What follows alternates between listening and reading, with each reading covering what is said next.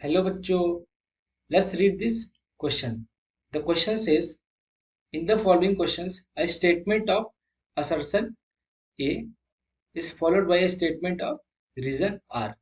तो बेसिकली हमारे पास जो क्वेश्चन है वो एक assertion and reason type question है, जिसमें हमें दो स्टेटमेंट दिए गए होंगे। पहला हमारा असर्शन ए होगा और दूसरा हमारा reason are.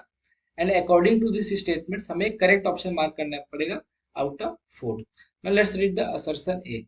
The motion of a body projected under the effect of gravity without air resistance is uniformly accelerated motion. And the reason R says, if a body is projected upwards or downwards, then the direction of acceleration is downward.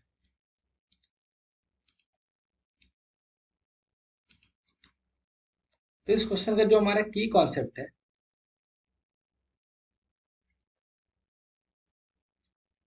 की concept वो ये है कि अगर हमारे किसी भी body का मोशन सिर्फ अंडर ग्रेविटी होता है, इफ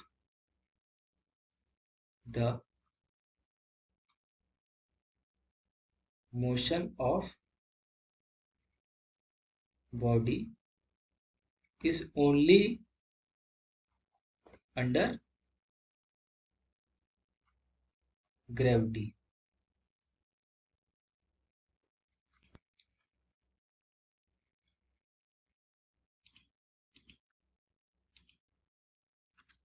then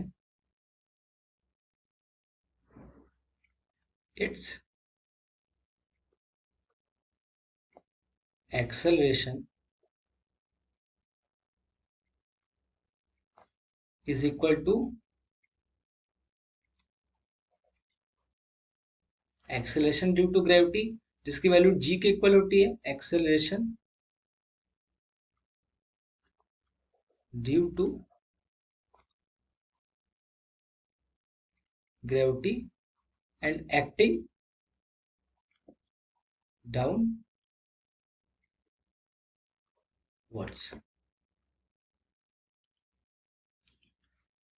इसका मतलब जो हमारा कोई भी बॉडी है, अगर उसका motion only under the effect of gravity हो रहा है, तो उसका जो एक्सेलरेशन होगा हमेशा डाउनवर्ड डायरेक्शन में होगा, उसकी वैल्यू जी के इक्वल होगी, acceleration due to gravity.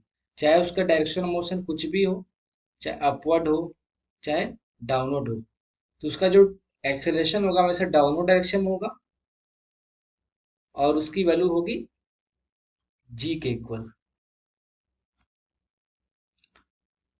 Now let's read the assertion A once again. The motion of a body projected under the effect of gravity without air resistance is uniformly accelerated motion. हमें पता है हम uniformly accelerated motion कब बोलते हैं, जब हमारा acceleration होता है वो कांस्टेंट होता है। अगर हमारा एक्सेलरेशन है वो कांस्टेंट है, तो उस बॉडी का मोशन कैसा होगा, यूनिफॉर्मली एक्सेलरेटेड मोशन। हमें पता है अगर बॉडी का motion only in the effect of gravity हो रहा है, तो उसका मतलब उसका जो एक्सेलरेशन वो तो कांस्टेंट है ही और हमेशा डाउनवर्ड डायरेक्शन में है। तो अगर बॉडी का मोशन अगर सिर्फ ग्रेविटी के अंदर हो तो उसका वही एक्सेलरेशन हमेशा कांस्टेंट होगा। तो हम बोल सकते हैं उसका मोशन कैसा होगा, यूनिफॉर्मली एक्सेलरेटेड मोशन। तो हमारा जो असर्शन है, the motion of a body projected under the effect of gravity without air resistance uniformly accelerated motion, तो ये हमारा ट्रू हो जाएगा। और जो हमारा रीजन है, if a body is projected upwards और downwards then the direction of acceleration is downward. हमें पता है जो एक्सेलरेशन की डायरेक्शन होता है डाउनवर्ड डायरेक्शन में होती है।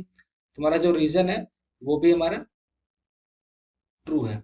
और हमारा रीजन एक्सप्लेन कर रहा है सेशन क्यों, क्योंकि हमेशा जो एक्सेलरेशन होता है वो डाउनवर्ड डायरेक्शन में होता है, उसकी वैल्यू जी की इक्वल होती है। तो हमारा रीजन भी एक्सप्लेन भी कर रहा है हमारा सेशन को।